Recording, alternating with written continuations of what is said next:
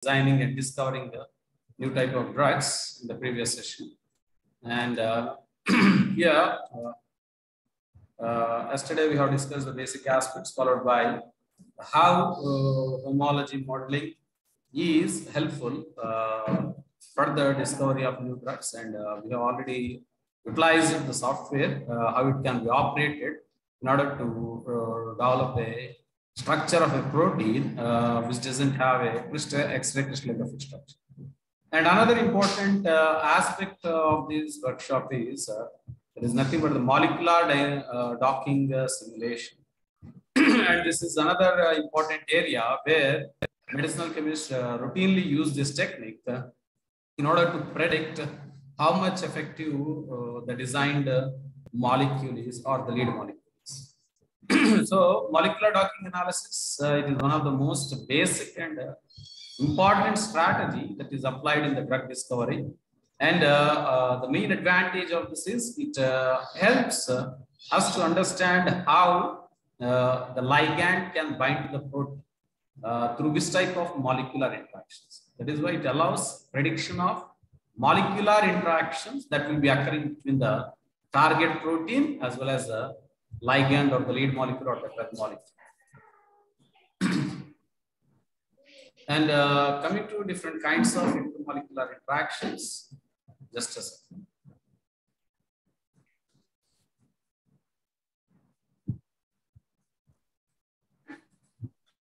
Coming to the different type of intermolecular forces or the interactions that will be operating between the target protein as well as the ligand. They include the electrostatic interactions, that is also known as the ionic interactions. And we also, the ligand can bind to the receptor through hydrogen bonding interactions. And whenever your drug molecule has a dipole and the dipole of the protein, both these can interact, and it is called as a dipole-dipole interaction. And we also have ion-dipole interaction, wherein sometimes our drug molecule will have a ionic structure and the dipole of the receptor can. In a similar fashion, we also have dipole of a drug molecule or the ligand and ionic component in the receptor. And there are also cases where there is induction of the dipole in the target by our molecule, and it is called as induced dipole interaction. And there is also another crucial interaction known as van der Waals interactions, or it is also called as hydrophobic interaction. That is particularly seen whenever your drug molecule interacts with the hydrophobic part of the the receptor or the target protein. So coming to this electrostatic interaction, this is typically say this is your lead molecule or the ligand of the drug molecule. Whenever it has ions, because we have generally in drug molecules both basic as well as acidic functional groups. The acidic functional group, after entering into the physiological system, it will undergo the ionization process and it will convert into an anionic state. And this is the target protein. In the target protein, as it is an amino acid, as it is made up of amino acid, it has different ammonium ions or the ammonium groups, and there is an interaction between these two. This is electrostatic or ionic. This is nothing but the interaction between two oppositely charged species. Similarly, the drug molecules, majority of the drug molecules, whatever you take, they also have a basic groups. Say, for example, the drug molecules belonging to antihistaminic agents. And there are many drugs which ends with INE, you can see. All the drug molecules where there is the name ending with INE means it is a basic group, it is a basic drug, and the drug molecule containing a basic group will undergo the protonation process and it will having a positive charge in the drug molecule. And this again, as the target is a protein which contains carboxyl functionality, it will also have the carboxylate ion. There is interaction between these two. Whenever there is an interaction between oppositely charged species, we call it as ionic interactions. In addition to that, the another most important, and this is one of the vital type of interaction that we can predict by using the molecular docking studies, that is nothing but hydrogen bonding. Hydrogen bonding is nothing but it's a type of dipole-dipole interaction. Here you have a dipole, here you have another dipole. And between these two dipoles, one of the dipole has a hydrogen. That particular hydrogen will be interacting with the other dipole of the target, or your dipole of, the drug molecule can interact with the dipole of the target that contains the hydrogen. This is called as hydrogen bond. And this is one of the most promising type of drug receptor interaction that is more helpful in order to show better activity. And we have the drug molecules are either hydrogen bond donor. Hydrogen bond donor drug molecules contain hydrogen within them in the dipole, whereas hydrogen bond acceptor drug molecules have a dipole, but they doesn't have the hydrogen in the drug molecule. That is the basic difference between a drug which bearing the hydrogen bond, which is called as a hydrogen bond donor, and the other one which is called as hydrogen bond acceptor. That is the basic difference, right? And similarly, on the other side, we also have target, which may be either, sometimes it may be either hydrogen bond acceptor or it may be either a hydrogen bond donor. And this is one of the most important type of drug receptor or the intermolecular interaction. And the other type of interaction you can see is dipole-dipole interaction, that is between the two dipoles, that is the dipole of the binding site of the protein as well as the dipole of the molecule. See this dipole of the drug molecule, say typically the carbonyl compounds, and there are many other dipoles like hydroxyl group. And all these dipoles, whenever they come to the vicinity of the binding site, this dipole can interact with the dipole. Here it will be having the partial positive charge and the partial negative charge. The partial positive charge will focuses towards the partial negative charge of this dipole, and the partial positive charge will focuses towards the negative charge of the dipole. Whereas the negative charge of the dipole will be aligning towards the positive part of the dipole. This is another type of interaction which we regularly see. And there is also another type of interaction known as ion dipole. Here, your drug molecule, sometimes it may be having a dipole or it may be ion. This is also possible. Here in this case, in the example, whatever we have represented here you see that the drug molecule contain a dipole. This is one dipole, right? Plus charge and negative charge. This is dipole, two pole, positive and negative pole. This will interact with the ionic component, particularly that is nothing but the negative charge. Whereas the negative part of the dipole will interact with the positively charged ionic component of the target protein. And in addition, we also have induced dipole interactions, wherein actually here you can't see any type of dipole. But whenever you have a molecule which has a dipole or charge, whenever it comes into the vicinity of this, it will induce as a dipole. If you see here, due to the influence of this particular positive charge, there is separation of the charge here. There is partial negative charge and partial positive charge. Such type of interaction is called as induced dipole interaction. That is typically seen between a charged species, and it will induce a dipole in the non-dipolar component, and there will be interaction. So overall, not a single type of interaction we can see with a molecule. We can see multitude of interactions. Not single interaction is sufficient for a molecule to fit into the receptor and show its activity. And we can get all these two or more than two types of interactions will combine, and they will interact with the active site of the protein molecule or the receptor. And depending upon the affinities or the interactions, there will be difference in the potency. One drug will be having greater potency and the other drug will be having less potency. The one which having the greater potency means it has more binding interactions and effective binding interactions with that of the receptor. If you see all these interactions are non-covalent. That means they are only having certain intermolecular forces. There is also another type of interaction known as covalent interactions, which causes the desensitization of the receptor. Will form a covalent bond with the binding site, and the form of covalent bond will cause the destruction of the receptor or change the structure as well as the function of the receptor. So that is very, very rare, and covalent inhibition is particularly seen with certain compounds like penicillins. For example, the penicillins, the beta-lactam antibiotics will causes the acylation of this serine residue that is present in the trans-peptidase. Similarly, the acid, which is used as an antiplatelet agent, it will also cause covalent inhibition of the COX through irreversible inhibition.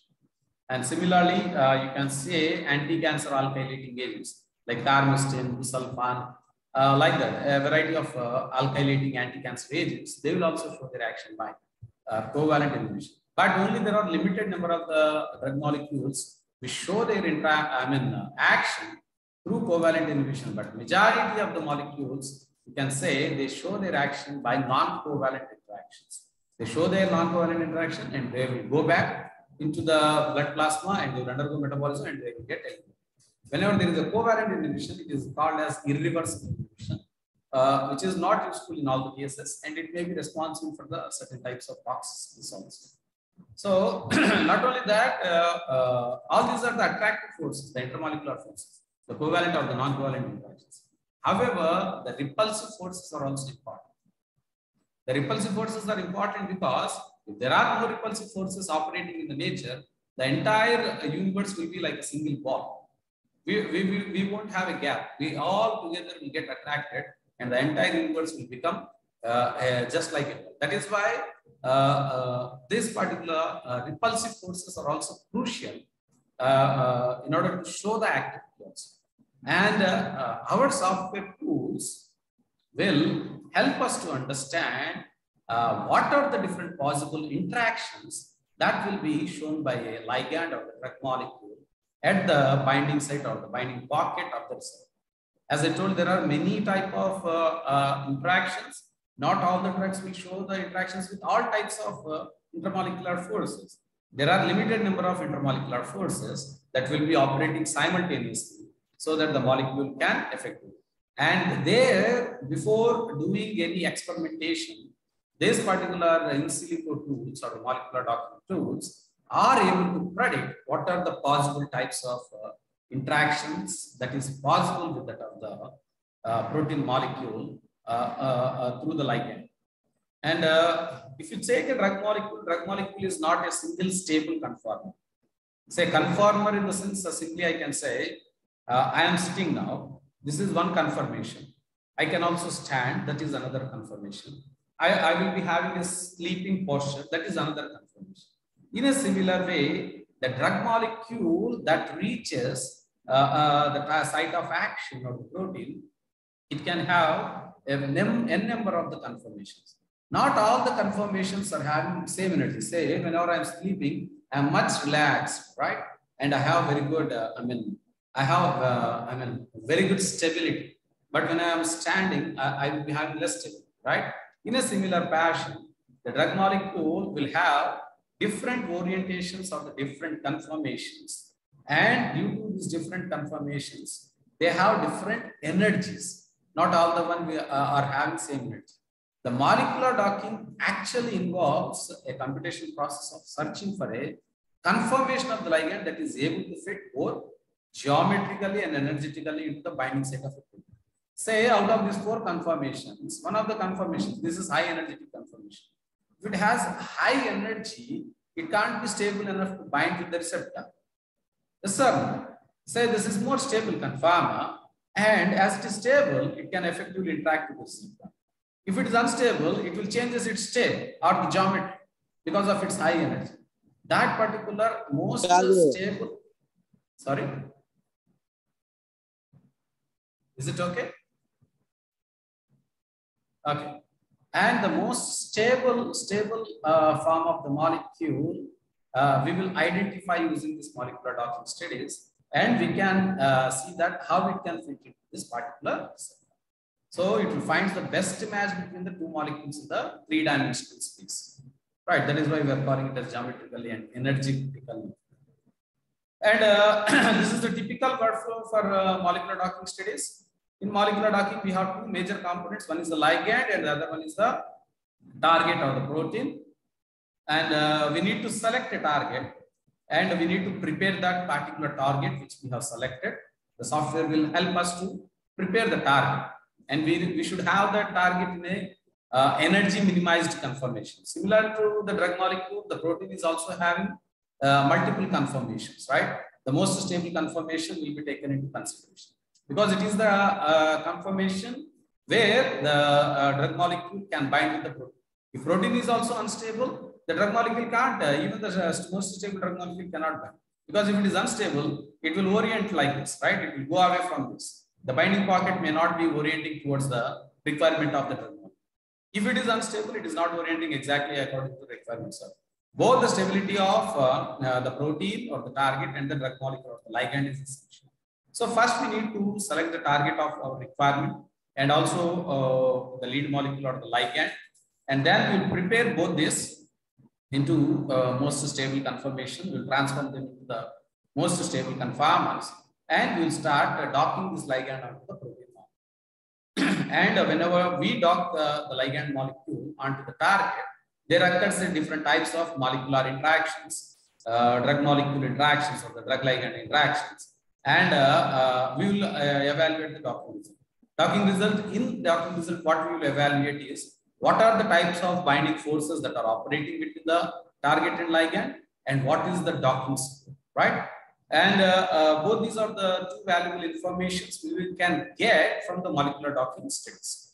The binding energy of this is important. Whenever you see a high negative binding energy, more means we'll get the values in negatives. Whenever it is in negative, the negative value is more. Say for example, you got for a compound -10 and another compound with -25. That particular compound which has -25 is more active. That means it is binding effectively with the target, right? That is called as the binding energy or the dock score molecules. And coming to the steps involved in the molecular docking studies, first we need to identify the structure of the target. As discussed in the previous session by Dr. S. Dilip Kumar, that we have a protein database, right? Where it will store a large number of the crystalline structures of the well-known protein. Scientists who have dereplicated the structures of novel proteins, they will store the crystal structures of that particular protein in the protein database. And we can search the protein data bank. This is the link from which we'll get the structure of the target molecule. And after identifying the target molecule, not all the space of the target molecule is required for us. There is one particular site in the target molecule known as active site or the binding site. We are much interested in that particular binding site. Next, we'll start locating the binding site. Generally, that particular crystal structure will have an co-crystal ligand, which will be acting on the binding site. That will be the typical point where we will search for, right? And after determining the binding site, we'll take our ligand and we will start docking that particular ligand into that receptor. And we can determine the binding mode or the pose of the ligand with the target. I told that here, if you see, there are different poses of the molecule, but there is only one pose that is much stable, and that particular pose can interact with the receptor effectively, right? And we will determine the binding mode or the pose of the ligand with that of the target. And we have different models of docking, like rigid protein docking, partial protein flexibility docking, and full protein flexibility docking. And if you see the rigid protein docking, here we will assume the conformation of the protein that cannot be changed. That means the protein's structure is rigid, and it is one of the commonly used model currently. Okay, and we also have partial protein flexibility. And I told that there are two sites, right? One is the binding site, and the other one is the rest of the molecule. That is called as allosteric site, we can sometimes say. And here we will consider the flexibility of the protein only at the binding site or the active site. That is called as, whenever we consider only this, then it is called as partial protein flexibility docking, and a full protein flexibility, wherein the ligand and protein are considered to be fully flexible. So these are the different modes of docking, but typically we employ the rigid protein docking model in order to assess the dock score, as well as to understand the types of binding interactions that will be occurring between the drug as well as the target molecule. And we have a variety of molecular docking types, and we are much interested and routinely interested in this type of docking. That is, we are interested in designing the drugs, and drug-like molecules of the lead compounds. And we are much interested in how the drug-like molecules of the drugs are interacting with the receptor by using this molecule. Not only that, you will also it is also applicable for studying the enzyme substrate reaction, because if you take our physiological system, there are many type of enzymatic reactions. All these enzymatic, the understanding of how the enzyme and substrate are interacting will also help us to develop novel inhibitors or activators of that particular enzyme, so that we can use that particular structure of the substrate and the nature of the interactions between the substrate and enzyme in order to design novel type of compounds that will be helpful for a variety of disorders. Similarly, we also see the protein DNA interactions or the protein RNA interactions. You know that DNA is associated with proteins. We'll call them as nucleoproteins. And the association of the nucleoproteins can also be determined by using this, how they are interacted can be determined by using this molecular diagnostic. We will also perform protein-protein.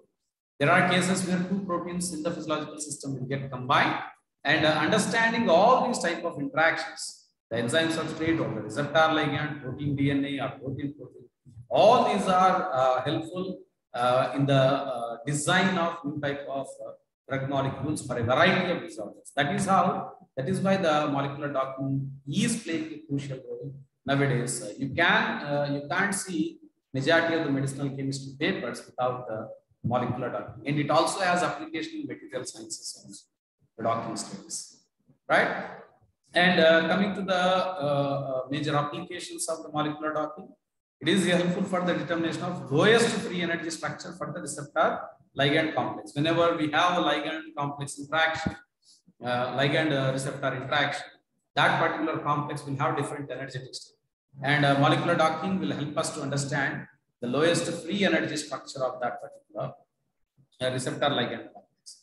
In addition to that, it is also used to calculate the differential binding of ligand to two different macromolecular receptors. Say, for example, a similar ligand can bind to two different type of receptors which are closely related. We can also, this particular molecular docking will also be helpful for us to understand how effectively or what is the difference in the binding between these two receptors by a similar ligand. Say, for example, if you take adrenergic agonists, the adrenergic agonist can bind at both alpha and beta receptors. Both these are close, they are having close structural resemblance. That means your drug molecule will also have similar structure. Whenever you bind at both the receptors, there is a difference in the activity. The drug molecule or the ligand will have more affinity at one particular receptor and less affinity at other particular receptor. However, it has affinity. That difference in the binding ability of that particular ligand can also be studied by employing the molecular docking studies. In order to, in addition, it is also helpful to study the geometry of a given complex. Whenever two things are happening and ligand and the target or the receptor combines, we can also study the geometry of that particular complex, right? And it is also used for the de novo design of lead generation, right? In addition, we can also design a library of compounds. Say you have taken one particular compound of common skeleton, you just change the smaller functional groups in the overall molecule. That particular small change in the functional group will help us to design a library of the compounds based on their molecular docking score. And docking is also widely used for predicting protein-protein interactions. As I said, there are many types of protein-protein interactions that are involved in different types of diseases or the disorders. Say, for example, one of the common problem is Alzheimer's disease. This is due to different types of protein-protein misfoldings as well as the interactions. That particular interactions can also be predicted by this molecular docking. And this will pave the way to counteract that particular protein interactions by, designs novel type of inhibitors which will overcome this type of diseases. Like this, not only in that, there are many other diseases like cancer and microbial infections where the protein-protein interactions plays a crucial. And we have a variety of softwares that are available in order to conduct or perform these molecular docking studies. And the first and foremost one is the GNU dock. It is a tool for docking nucleotide sequence. And we also have AutoDock, which is one of the free software, and it is commonly available. And it is a docking software commonly used for docking all kind of protein and ligand.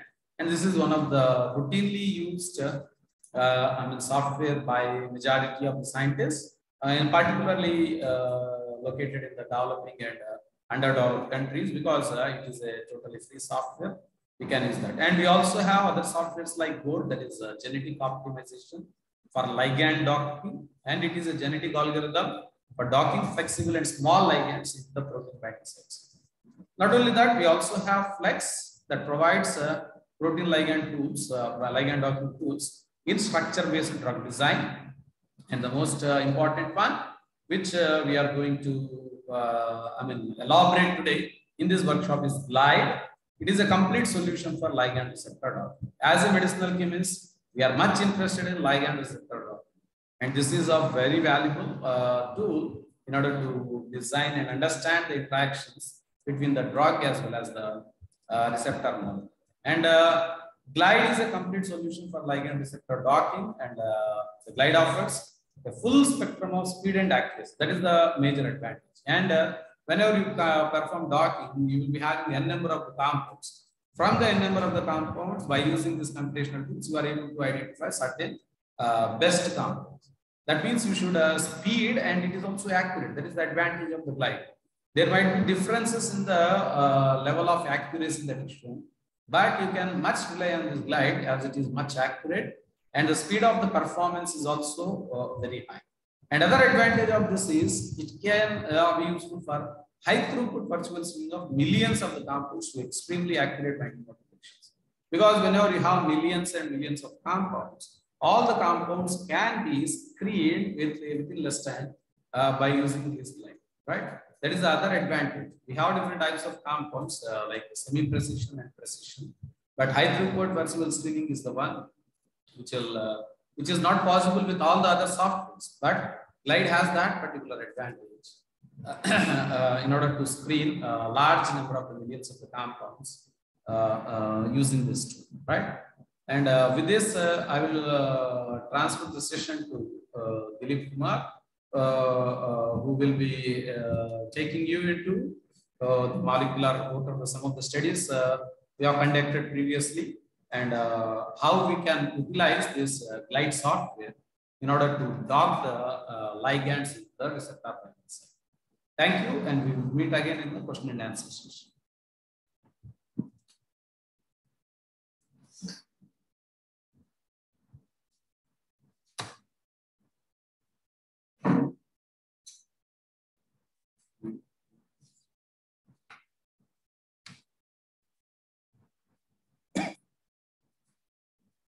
Good afternoon, everyone. Thank you, Dr. Basu sir, for the introduction. Now we are going to discuss some of the projects which we have done in 10 years.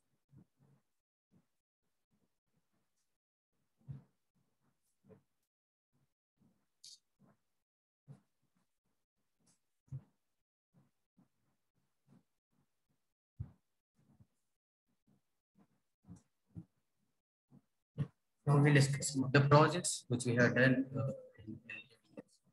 First project is structure-based design and synthesis and activity studies of small hybrid molecules as HDAC and G9A dual inhibitors.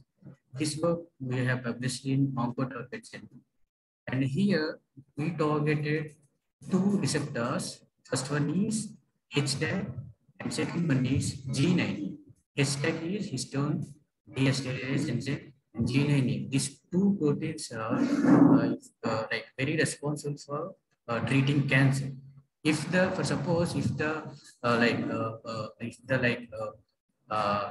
increasing amount of HDAC or G9A in the body means it may lead to the overproliferation of cells that leads to the cancer. But for suppose if you are inhibiting both these enzymes, like simultaneously HDAC as well as G9A, we can treat the cancer. but there are a number of drugs were there where we can employ those drugs to treat cancer by inhibiting HDAC as well as gene. But there are very few drugs only there. Simultaneously, they can act both HDAC and gene. Here you can see some of the examples. HDAC inhibitor, that is SAHA, and gene inhibitor, that is BIX01294. These are some of the clinical candidates where we can utilize these compounds for the treatment of cancer. But their mechanism of action is different. SAHA is acting on HDAC and BIX01294 is acting on gene inhibitor. But we want a dual inhibitor. Then we thought to take what are the important pharmacophores of HDAC inhibitor, that is SAHA, and important pharmacophore of gene. Here you can see hydrophilic zinc binding group is very, very essential for the inhibition of HDAC. There is a zinc atom in the HDAC protein, histone deacetylase protein. There is a zinc ion that binding should be there in order to inhibit that HDAC protein. Here you can see hydroxylamine group, it is hydrophilic in nature. It can interact directly with the zinc atom so that HDAC can be easily inhibited. And there is a other core, that is lipophilic cap. Here we took lipophilic cap, that is here this group, this bicyclic ring is a lipophilic cap, and we combine this lipophilic cap as well as hydrophilic zinc with a linker. Then we got some of the hybrids, and we have screened around 20 compounds on the different cell lines, cancer cell lines, as well as we have performed enzymatic inhibition studies on HDAC and gene. Then we got some of the compounds which have shown very potential inhibition for the HDAC as well as gene. Then this is the lead compound. Here we can see compound 14 displays the desired dual activities comparable to the controls, that is SAHA and BIX. This lead compound, this compound 14 has both SAHA and BIX features. This group is phenazolone group. It is belongs to the BIX, and this hydroxylamine group, this part belongs to the SAHA. And for suppose if you with the help of molecular hybridization, we have combined both this lipophilic as well as this hydrophilic moiety in order to get the enhanced activity. Then we got very good activity, dual activity for this compound, and we want to explore how these lead molecule is interacting with protein, both the HDAC as well as gene. Then we have performed molecular docking studies on both HDAC as well as gene. You can see first a picture. There is this protein belongs to HDAC. This protein belongs to HDAC. We took PDB-ID of 1P67. We took here. Then we can see the representation. This is the catalytic cavity, that is active pocket. Only hydroxylamine part only entering into the active pocket. That active pocket was filled by or occupied by only hydroxylamine part. That is, we took it from the SAHA, that is clinical candidate. But in case of other protein, that is gene protein, the active pocket was filled by only that lipophilic cap. That active part was filled by only lipophilic cap. From this, we can say like each one molecule, it has dual inhibition. Simultaneously, it can inhibit HDAC as well as gene. And here you can see the molecular interactions of that compound 14 with the active site residues of HDAC8. There we can see this hydroxylamine part specifically interacting with the zinc atom so that it can destabilize the protein and it can easily inhibit the HDAC protein. And also it is showing number of hydrogen bond interactions as well as hydrophobic interactions with the active site residues of the HDAC enzyme. And here you can see this lipophilic cap is occupying this active pocket, and other part of this compound 14 is showing very good interactions with the protein. And coming to the second project, that is synthesis and molecular modeling as well as evaluation of alpha-glucoside inhibition activity of 3,4-dihydroxypiperidine. Yesterday we have seen how to create homology model, right? here you can see the template like a sequence alignment of alpha glucosidase as well as isomaltase. After this, we have developed a new homology model, and this model we have utilized it for the screening of number of synthesized compounds. Here you can see this A picture represents the homology model of alpha glucosidase enzyme, and here this is the molecular interaction diagram for the compound that is the lead compound which we are going to discuss. And here you can see this lead compound has shown very good hydrogen bond interactions as well as pi cation interaction with the arginine 312.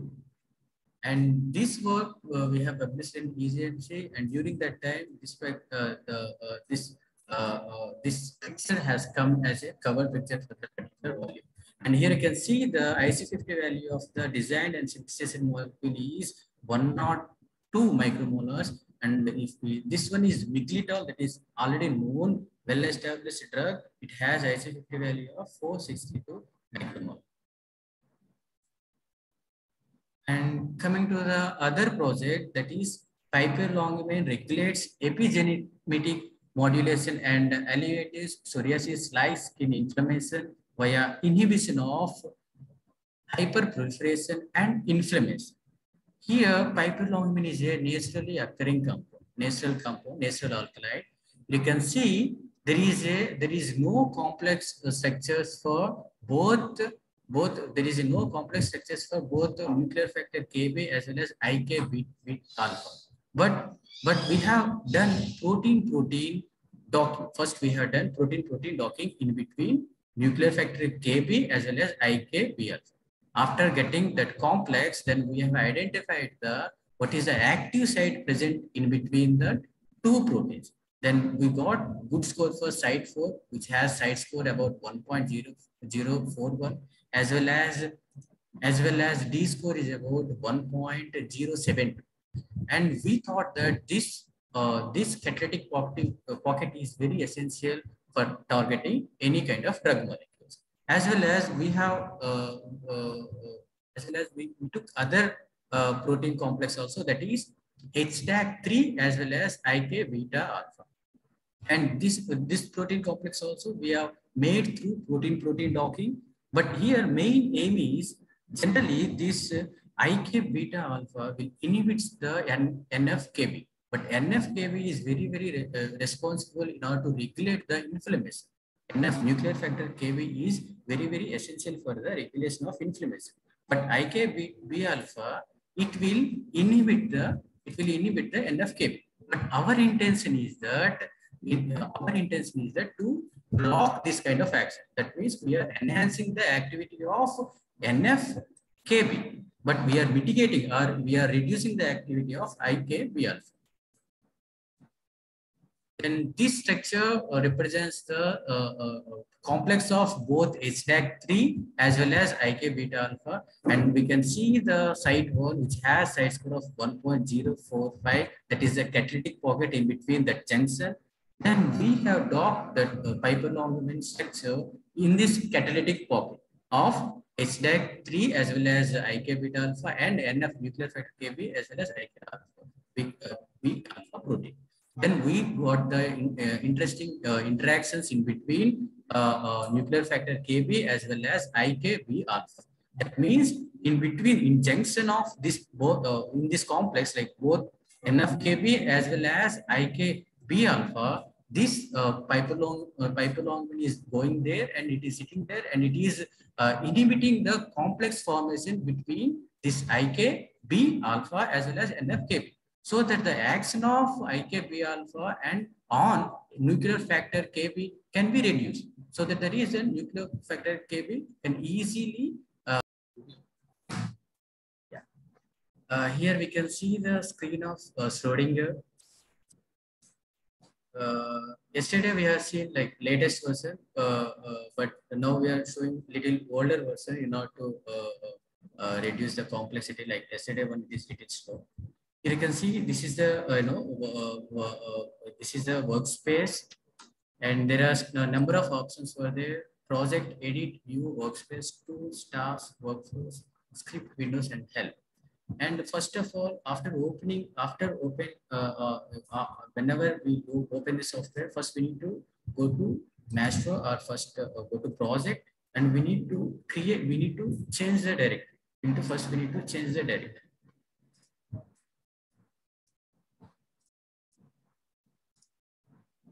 Now I'm creating one new folder with the name of molecular docking.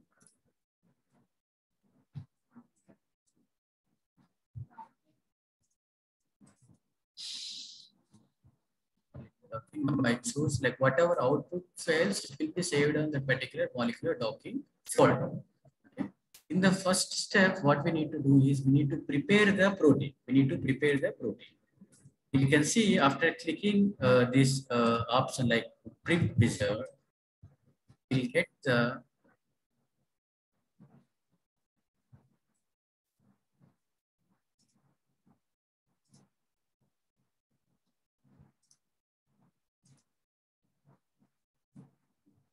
the screen like this. That is protein preparation wizard. The crystal structures, RSR has discussed about crystal structures. We can get the crystal structures from the PDB data bank, that is protein data bank. All the crystal structures, all the protein crystal structures will be available there. First, we need to download that PDB ID. Yesterday, we have seen how to download the PDB ID of like isomaltase of Saccharomyces cerevisiae. We can download the PDB ID for our required protein. Then we need to browse that protein. Here you can see browse option. Then you can go for wherever you have saved that PDB ID. You can go there.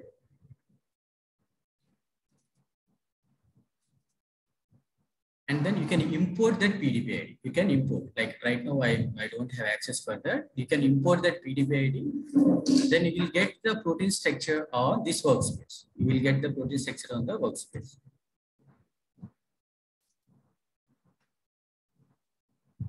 Then here we can see number of options, that is assign bond orders, add hydrogens, create zero order bonds to metals, create disulfide bonds, convert selenomethioneins to methioneins, fill in missing side chains using prime, fill in missing loops using prime, cap termini, delete waters beyond 5 Angstrom units.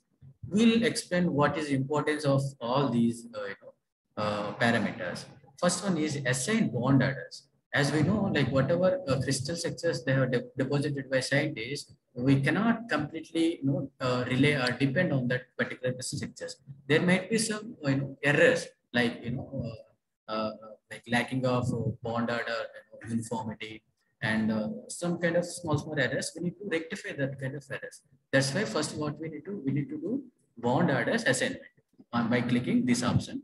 Then add hydrogens. If you take any crystal structures, there will be no hydrogen atoms. That means hydrogen atoms suppressed proteins only they will deposit. Crystal structures that only contains without hydrogen atoms only they will deposit in the protein data bank. But for the interactions purpose, we need hydrogen atoms for the protein.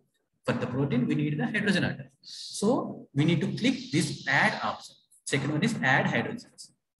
Then create zero order bonds to metals. For suppose if I took like any co-crystallized ligand containing protein, then if it is already interacting with the co-crystal ligand, for suppose like we have seen already one report where a zinc atom is very essential for the activity. A drug molecule is acting, binding with the zinc, atom, and it is destabilizing the protein. But suppose it is if that co-crystallized ligand is already bonded with zinc atom, is that metal order, like bond order of that particular metal will be changed. So that the reason we need to make it into zero. That is create zero order bonds to the metals. Then create disulfide bonds. For suppose some kind of sulfur containing amino acids are there which are responsible for activities, we need to click this option like create disulfide bonds. Then convert selenomethioneins to methioneins. It is a rare options we use. Why? Because these are selenomethioneins those are not natural amino acids.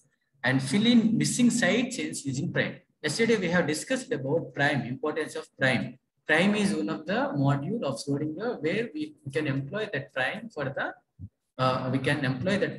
the creating homology models. But for suppose if I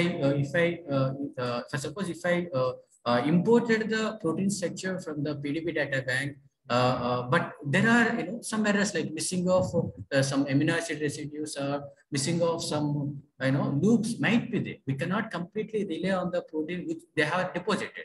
We need to correct whatever protein they have deposited. That is the purpose. We need to fill the missing side chains as well as missing loops. Okay, entire loop can be missing. At that time, we need to use this option, filling missing side chains as well as missing loops and amino acid residues. And cap termini and delete water beyond 5 minutes. Generally, this option is we need to always make it in mind. Always we need to keep water molecules within the active site range only.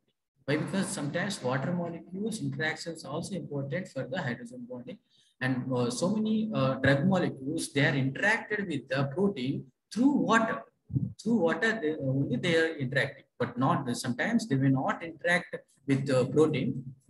Some drug molecules, they will interact through water molecules. But we will not keep water molecules in entire protein. Why? Because it may conformational changes might occur if water molecules present entire protein. That is the reason always we'll keep the water molecules within the active site range. Okay. Then we'll click pre-process option. Then all the corrections will be done to the protein. Then second step, review and modify. Here you can see the second step, that is review and modify. There you can get how many number of chains were there in protein, or how many number of co-crystallized ligands present in protein.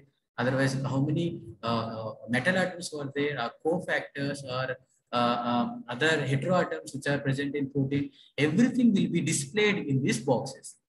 Number of chains, heteroatoms, co-crystals, everything will be displayed. But suppose we will not target on entire protein. We require only active site containing side chains. Remaining side chains we will delete. We'll delete completely. Only we'll keep only the required chains which we are going to target. Other part of the protein will delete, and we'll utilize only the part which is required for the docking. This option is further review and modify. Then finally refine. In this option, we'll do first optimization followed by minimization. First we'll do optimization, then followed by minimization. That means it completely decrease the energy of that particular protein, so that we can get the lowest energy state containing protein. That is the most stable. Lowest energy state containing protein is the most stable. This is the we can prepare our protein. This is the first step. Protein preparation is the first step, and then second step is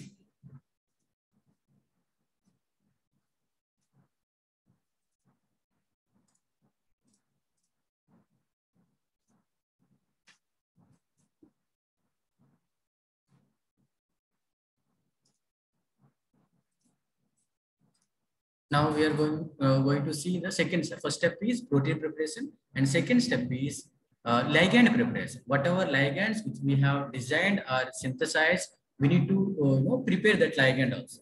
For suppose like ChemDry is there. ChemDry is one of the software where we can draw the 2D structures of the drug molecules or any ligand molecule 2D structures we can draw. From that ChemDraw, we can convert the 2D structures to 3D by saving in mole form or SDF form.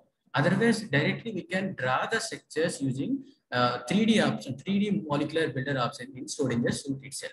Most easy thing is we can draw it in ChemDraw and we can convert it into mole form or SDF file form.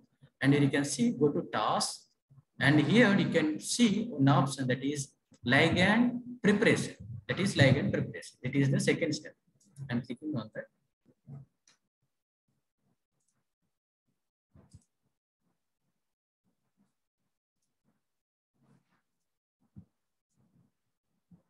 Then we'll get the window like this, ligand preparation, ligprep, where we need to select the ligand which we want to prepare. But suppose I want to prepare like SAHA, like one of the example for the HDAC inhibitor. I want to redock that SAHA into the active pocket of HDAC means I will draw the chemical structure of that SAHA in camera or molecular 3D builder of Schrödinger cube. I will save it in a SDF form and I will import that SDF form in this option like file name. That means you need to import that SAHA, and here you can see do not change, neutralize, generate possible state at target pH.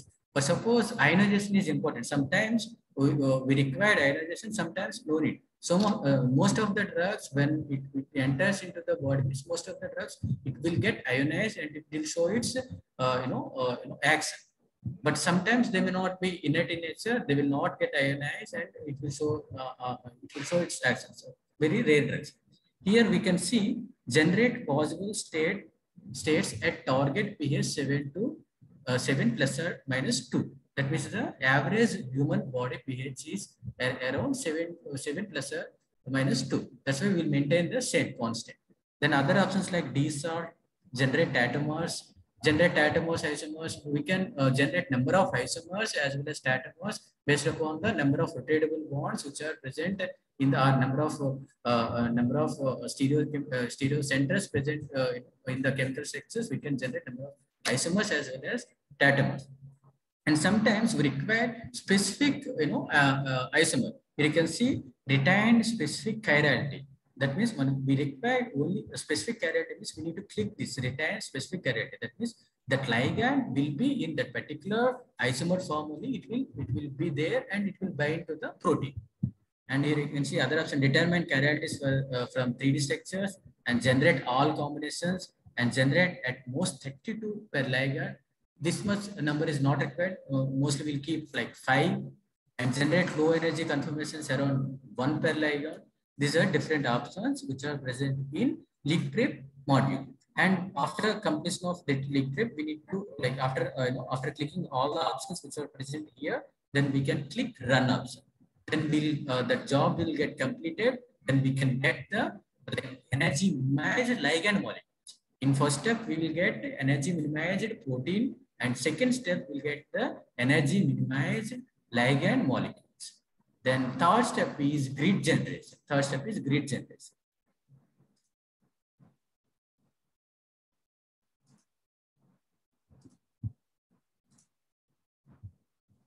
Right. Here you can see again, we need to go for task. Then here you can find docking option. Right here, there is an option like grid generation. You need to click on the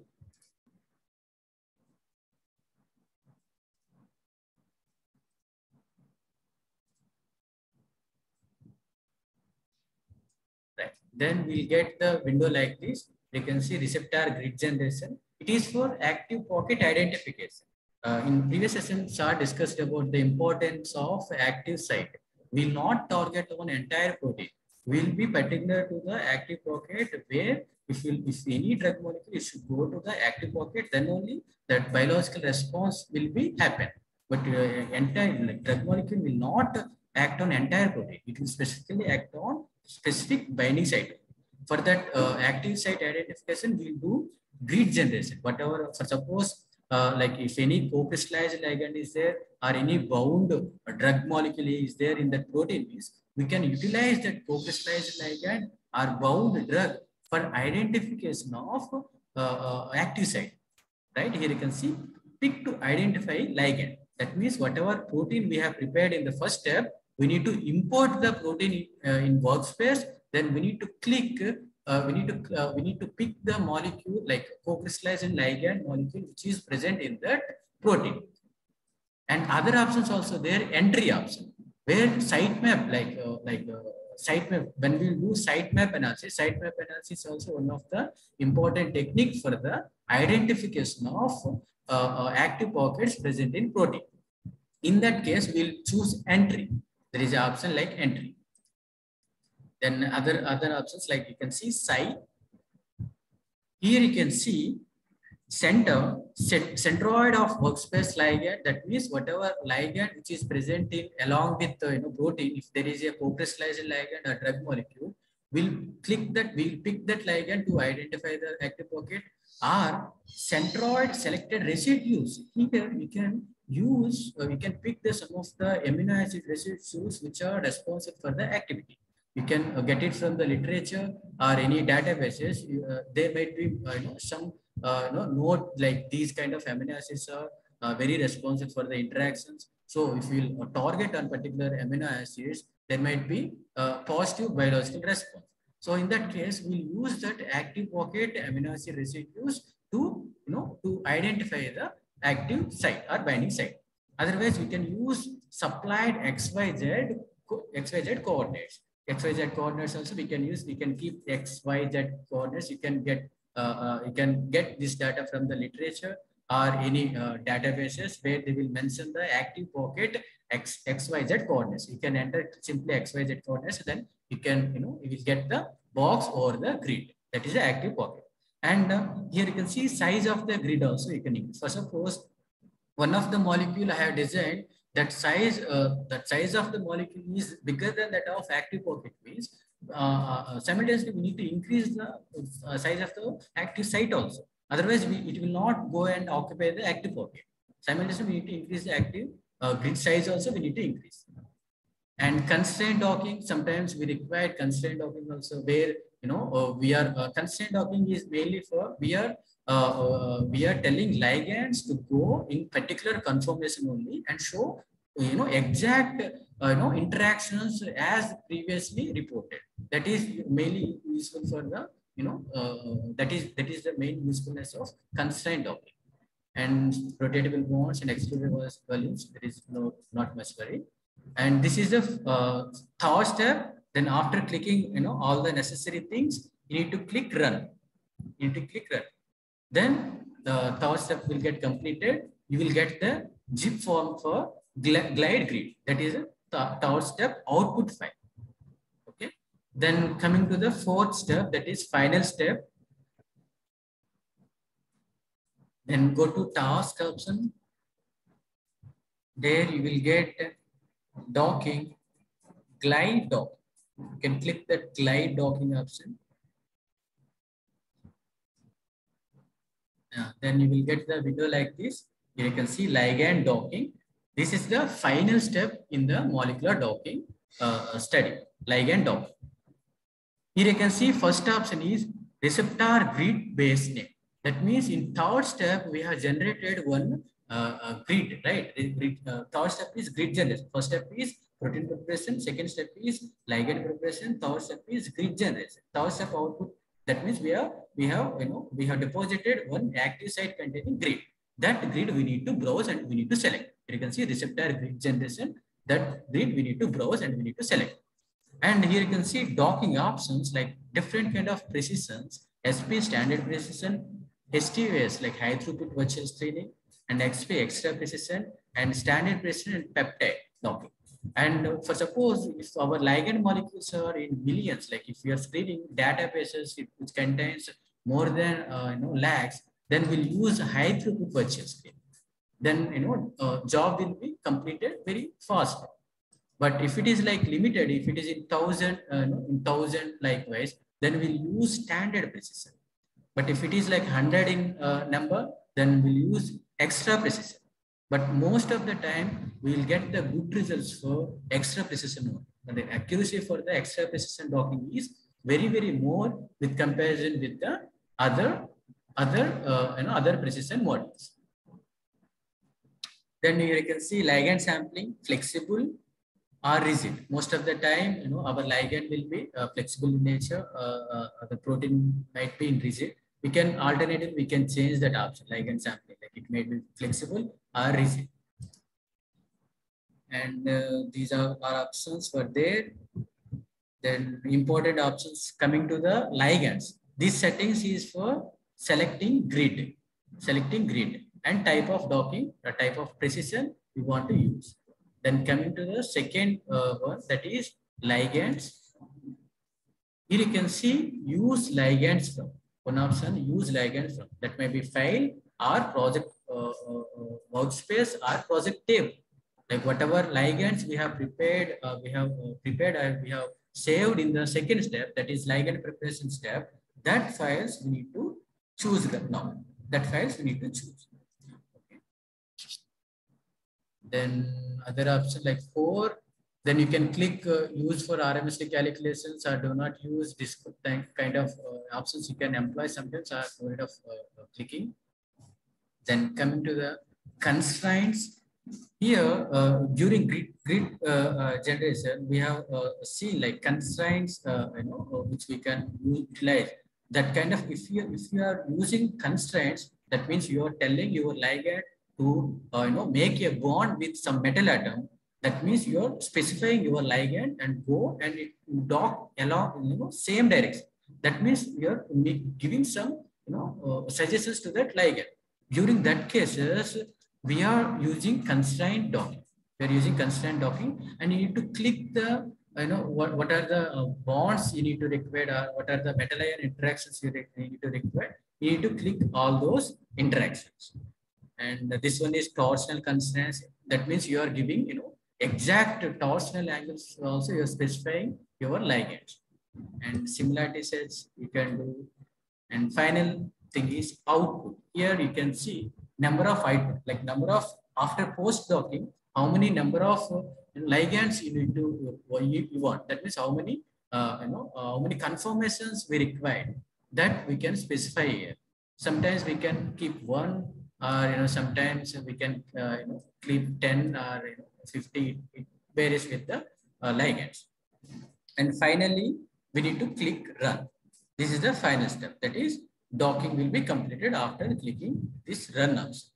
Then after clicking this run option, we will get the output files. Then we need to analyze the output files. Analyzing output files of docking is very, very essential. Very, very essential.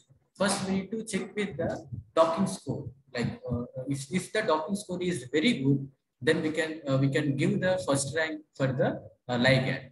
If the for suppose whatever synthesized molecule is having a docking score of 10 and the co-crystallized ligand or any known drug docking score is 8, we can say our synthesized molecule or our new compound has more potency than that of other known drug or other known drug or co-crystallized ligand.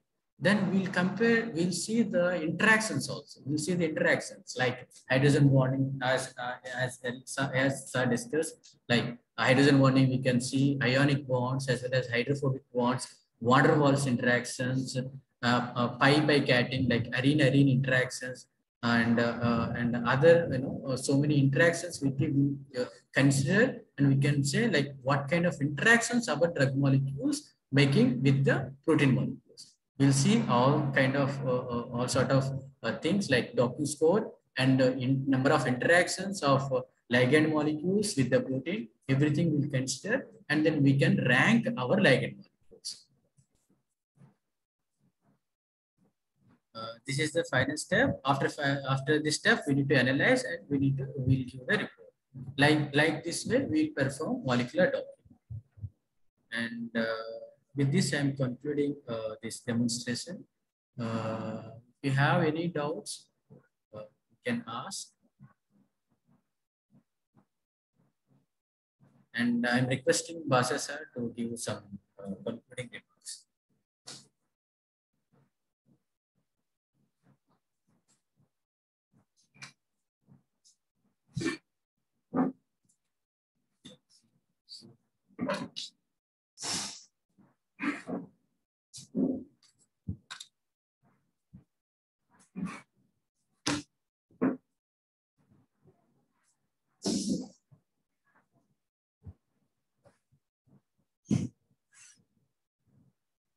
We are now open for questions.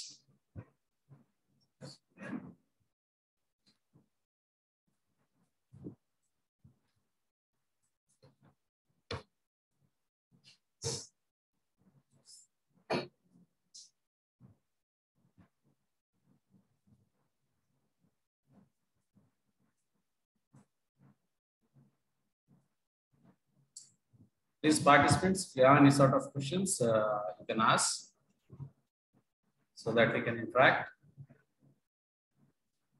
So, over you, Jeffers.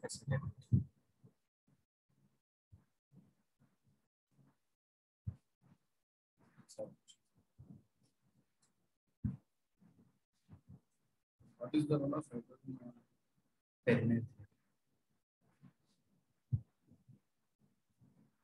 What is the role of hydrogen bonds permeability? Yeah, typically, if you take a drug molecule, if it has more number of hydrogen bonds, more number of the polar groups, which contain like hydroxy groups, that molecule will have less permeability. Because in order to transfer through the membranes, the molecule should have lipophilicity, which is crucial.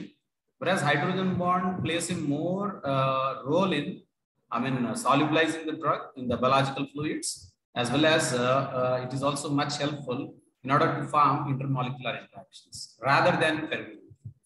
On the other side of the coin, increasing the number of hydrogen bonding capacity of a molecule reduces its permeability. Hope, I don't think the participants have questions. Some means increase the bond, increases. Yes. Increasing the number of hydrogen bonding capacity of the drug molecule decrease the permeability. Yes, exactly. I'm adding a small note to the SAR's answer. In first project, we have seen the hybrids like which has one lipophilic group as well as hydrophilic group. That means that phenazolin pot, which has a more lipophilic in nature, but that is responsible for the crossing biological membrane. Yes. But hydrophilic group is only responsible for the interacting with the zinc bonding. Zinc bonding, it can establish number of hydrogen bonds. Yes. That is the case. Ion dipole interaction. Sir, shall we wind up? Hello. So good afternoon, sir. Hello. Sir, am I audible, sir? Hello. Hello. Hello.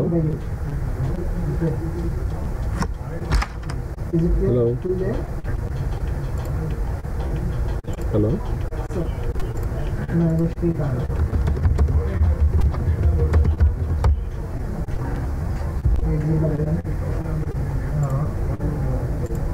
No, sir, you are not audible. Hello. Sir, am I audible now? Yes, sir. It's not clear, sir. Okay. 1 minute, sir. 1 minute.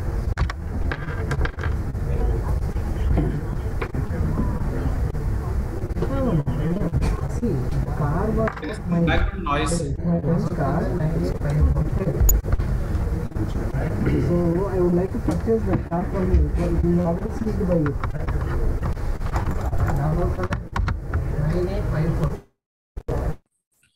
Hello. Yes, sir. Pudakana, sir? Yes. Now it is audible. Okay, sir. Okay, 5 to 10 minutes చూద్దాం sir అంటే already it's only 3:30 కూడా అవ్వలేదు కదా sir.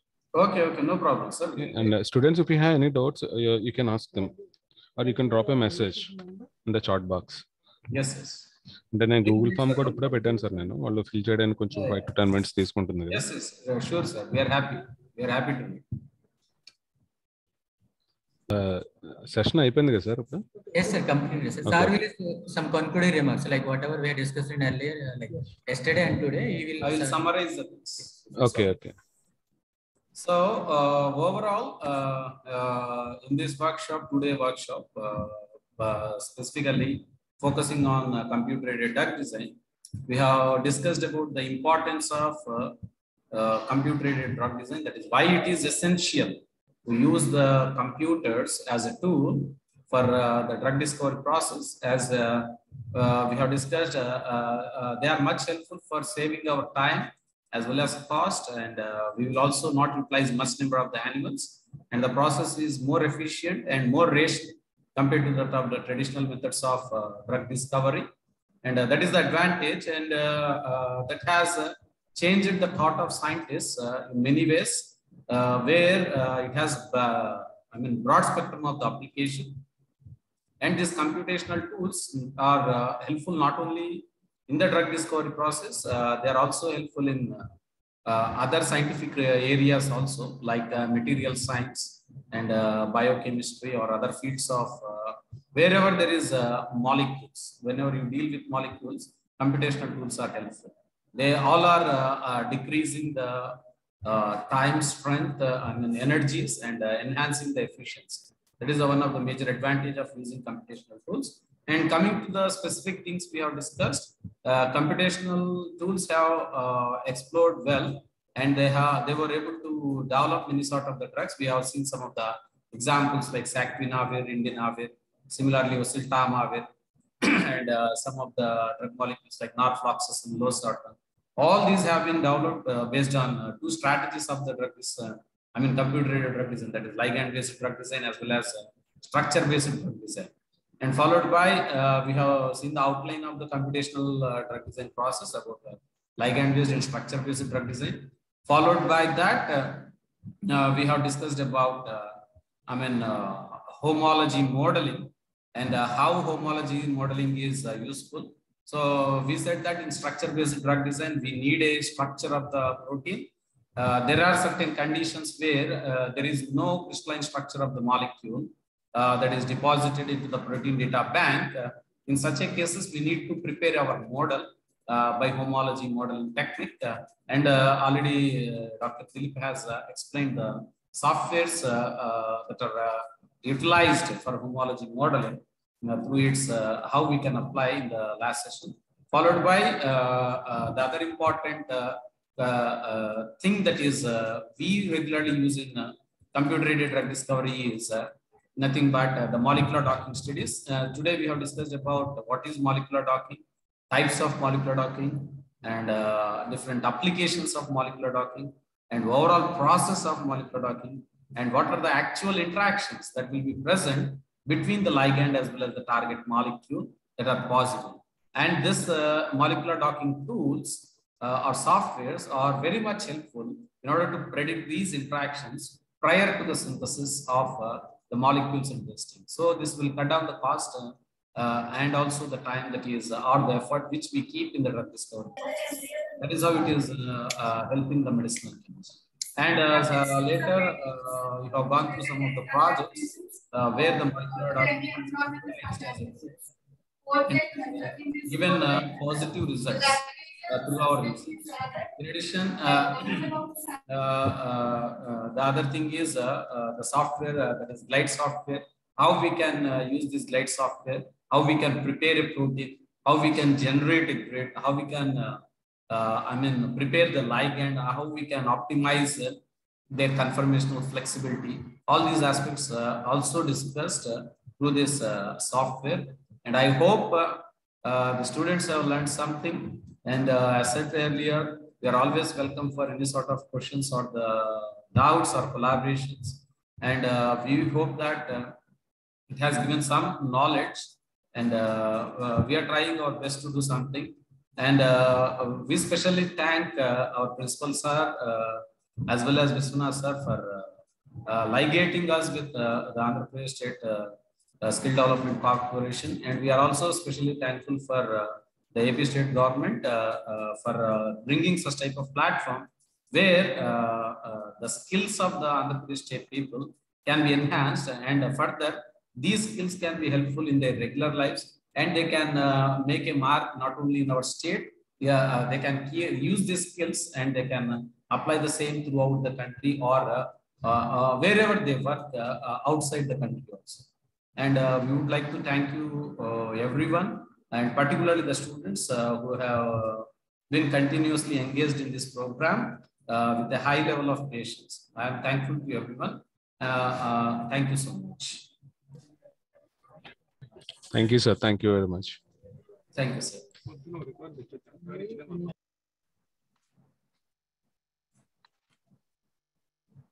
Sir, can we leave?